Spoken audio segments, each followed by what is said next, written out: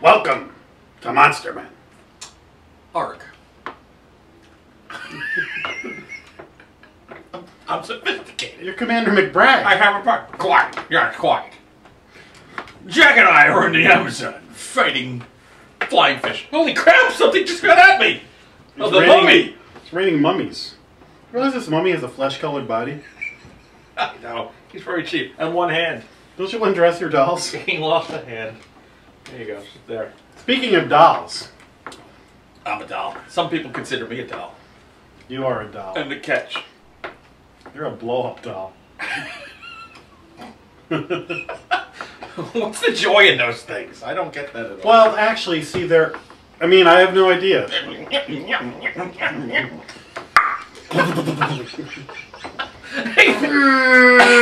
Combined with the greatest blow-up doll banging impression of all time. But then it pops. Dolly, no! Alright, that's a good episode. Gingerland, you're gone! So what are we going to talk about today, Grant? We're going to talk about dolls, but we're going to talk about collectibles in the horror genre. As you notice, we like to collect horror stuff. Yeah, we collect a lot of crap. Alright, so I got a present at work. One of my dolls is at work. Mm-hmm. A friend of mine gave me a Dracula doll. It's part of a Funko line. Funko? This is a Freddy that I bought. Where's his hat? It's here. Oh, there's the hat. There we go. All right. So, the Funko line, they have the Universal monsters. This is the another horror series. That is the Crow, Jason, Freddy, Crow. Michael Myers. I'll save this one. Pinhead and the Scream Ghostface. Quinn Lord, who played that. Really? Yes. And Sam from Trick or Treat. Which you either love or hate. There's no middle ground with Trick or Treat. And I love that. This is great. So I had to get this one. I was like, this is great. Mm-hmm. So I had to fight the temptation. I have like a gift card, like one of those Visa gift card things, and I was like, boy, it wouldn't be like spending money because I got this the gift. Should I just blow $100 on these things? Because they're about $10 each. I have they my sell them Trick at... or Treat. Yeah, you have one. I have my daughters. So I've got Dracula hanging on my wall at work. So I don't have him here. But I had to get Freddy. Because I thought Freddy was pretty cool. But I didn't open the box. Freddy was part of the reason I didn't open the box. Because the hat is separate. Mm-hmm. Like as soon as I open this, the hat's gone. Like it's not like I'm really going to play with it. The packaging is kind of cool. But this... You're not going to play with it? I don't believe you. I don't believe you at all. So you know, I collect the bobbleheads, which they don't make these kind of bobbleheads anymore. They make these because they're with these now. Which, so, you know, I got as many as I could of those. But then I saw these and I'm like, oh my god, the Universal monsters, they go this. But what really tipped me over the scale to start getting these was when I saw this. Because they have other ones besides horror. Yeah, no, there's all kinds of different movies that they cover. They've got, this is a great one, Pulp Fiction doll. So you can get John Travolta and Samuel Jackson. You can get Uma Thurman. You can get Quentin Tarantino in a bathrobe. But when I saw this, I had to order it. It's the Gimp. Bring out the Gimp. Gimp is sleeping. This will be, here's the thing. Now, I mentioned my friend Mike on the previous episode. Years ago, when Pulp Fiction first came out, I bought it on video at the minute it came out, and we're in this very room, and I had this round kind of wicker chair that was cushioned or whatever, and Mike came over, and we were watching Pulp Fiction, and he fell asleep. He inevitably would fall asleep within 10 minutes of anything we did. He wakes up during the Gimp scene when the Gimp is going at him, and the look was like, the hell are we watching? He thought I switched like some gay porn movie in there. Remember, so the Bruce Willis doll they have has the samurai sword and the blood, so it's from that scene. It's a chopper, baby. And they've got Marcellus Wallace. And the wolf. That's Pride. That's good coffee. Oh my god, I could name every line of Your Uncle Marcellus has buy a new bedroom set. Remember though when you first saw Pulp Fiction and the Gimp scene comes on, you're just like, oh my god. What the hell is that? There were two scenes that were game changers. The watch scene with Christopher Walken and then the Gimp scene. I was just like, blown away. A few other ones. My favorite that you got is right over there, my friend. I'll save. We'll talk about this one, but yeah, save that. I have a friend who loves the Goonies. I sent her Chunk and what's the monster guy? Sloth. Yeah. I sent her a chunk of the Sloth doll.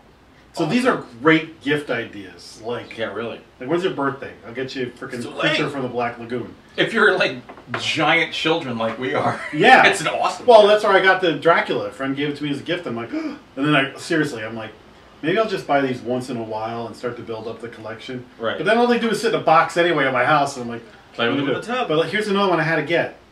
This is Kane from Alien, but it's the chest burster. So he's got the chest, the little guy coming out of his chest. How freaking great is that? They also have him with the face hugger. Oh, awesome! Just before the, you know, have you heard the tale about that scene with the chest? No. The Ridley Scott did not tell the actors what was going to happen. Oh my God! So everything he lined the whole area of the stage with multiple cameras. That was a one-shot deal, and those reactions were supposedly honest reactions. Wow, that's like in MASH when what's his name? McLean Stevenson died. They didn't tell everybody. They right. Cool. Except for there was a big penis-looking thing coming out of a guy's chest. Here's your favorite one. I had to get this one. Oh my God, I love this one. Snake freaking Plissken. Call me Snake. Now, if you saw a lot of the other movies, you know, you can get the Universal monsters, and you can get the Invisible Man, and then like a clear plastic Invisible Man. Yeah, Phantom of the Opera, Bride of Frankenstein. They've got all these guys. For the Escape from New York collection, it's just two different Snake Plisskens. It's Snake and the wife beater. They don't have the Duke of New York, #1, and Adrian Barbeau? No, just two different Snake Plisskens. So I got the one with no sleeves. How much would you kill for an Ernest Borgnine, the cab driver? Oh my God. Oh, so they got Breaking Bad ones. Oh, really? So I'm thinking of getting a Heisenberg one. But, so they've got Gus, the meth guy. Mm-hmm. They've got him, but now they just released Gus with the Two-Face, half burnt face. But it's like $24. I'm like, the price has to come down before we should start a Kickstarter campaign so everyone can help. If any fans out there want to buy us this stuff, you know, send it to Hunter Shade, P.O. Box 232, Yonkers, New York 10701. We'll send you a bookmark. I'll send you something. If you send us something, I'll send you something. Again, P.O. Box 232. We'll mention you on this big show of ours. This huge show. So these are the toys. So now those are we'll, awesome. you know, we're gonna have to add them to the collection. That's great. I'm very excited, reading-wise. What my favorite author of all time is Robert McCammon, which, to me, it's a shame that he's not mentioned the same with King and Koontz. I mean, his name should actually be tops. I love Stephen King. Robert McCammon, to me, is just in another stratosphere, and he was the author of books like They Thirst, which to me is the best vampire movie ever. Swan Song, which is his version of The Stand, which might be better. Mystery Walk. I mean, there's just so many books. So I've heard of They Thirst. I think when we did our vampire show with John Jantz, right. he said that's one of his favorite vampire books. A Boy's Life is my favorite coming-of-age story of all time. So, but he's been out of the horror game for a long time. Well, this just came out, The Border by Robert McCammon, which I heard. I didn't know it had come out yet because I just assumed he wasn't doing horror anymore. Then I listened to Pod of Horror with Mark Justice, and they mentioned that this came out, and they did a quick review, which I turned off immediately because I don't want to know. So this is Mark McCammon's first foray back into horror in a long time, and I've had it for a month, and I touch it, I look at it, and I'm waiting for July, and I'll read it in July. Oh, here's my favorite passage. Shut up! From The Border. I said, I'll ride with you if you can get me to the border. I will punch you in the The sheriff's after me for what I did to his daughter. I did it like this, I did it like that. I did it with a wiffle ball bat. Yo! So I'm on the run, the cops got my gun. And right about now, it's time to have some fun. I can't wait to read this. This is in tandem with Stephen King's book on writing. At the very end of the book, he lists... These are his books? These are some of his books that I have over here. Some of the Swan Song is like The Stand, it's big. In fact, my eyesight is so bad now that I might have. That's a big book. I never even heard of these. I heard of They Thirst. But you're the reader. Boy's Life and Swan Song are. Why aren't there movies of this stuff? They're too good. Maybe Robert McCammon says, I know you'll screw it up, so I don't want you to have the rights to it. I don't know what the mindset is. But Stephen King's book on writing, at the end, he lists like his reading, his suggested reading, and it's not horror. And I've been going through that. Oh, that's good. I'm going to work through that through this summer. I'm on the 5th book that I picked up of his on the writing list. So I'm reading A Perfect Crime right now, which is excellent. As much as you like horror, and I mean, we love horror, you got to mix it up every now and then. You got to go outside your genre and just be well-rounded. That's what life is about. You get one shot, be as well-rounded as possible. I'm well-rounded. I read a good book, then I read one of your books, then I read another good book, and then... Yeah, that's what I'm here for. I'm like a palate cleanser. Let me be like the new Colonel Sanders. So, I mean... Oh, and another thing I wanted to mention. Can I borrow this? Sure, you can borrow that.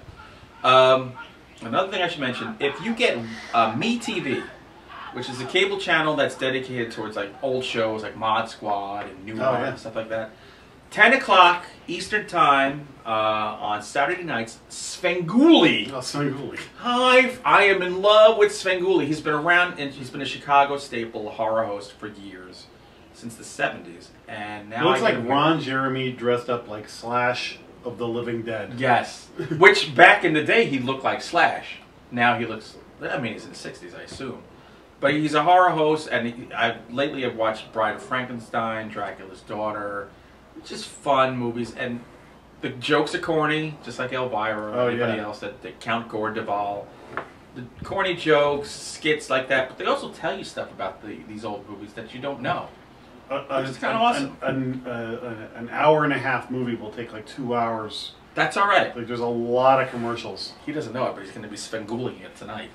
I love it though. You get it's like pop-up video for horror. And unfortunately, I wanted to premiere my Svengoolie glow-in-the-dark T-shirt, but it did not come in time for the filming of this, so it will be in later episodes.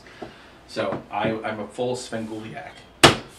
Excellent. Well, that's good stuff. I'm going to read They Thirst because I just finished one of your books. It was a good book. We got you something to read, something to watch, something to buy, something to play with. Come on. Come on. Jeez. The least you can do is hit the like button, share this crap with people.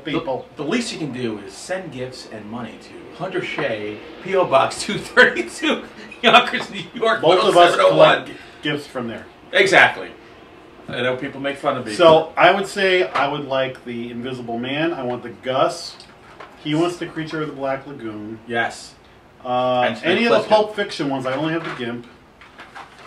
And I want Funko to make me an Ernest Borgnine figure. Yes. It's not even a doll. These don't qualify as dolls. These are figures. They're two action figure. They're about the size of Micronauts, if you remember Micronauts. Oh yeah, Micronauts. Kroyer was the bad guy. Oh yes. Don't mess with me. Love the Micronauts. All right, we have proved that we are absolute fools. Yep. So, bring out the Gimp, and we'll see you next time on Monster Man.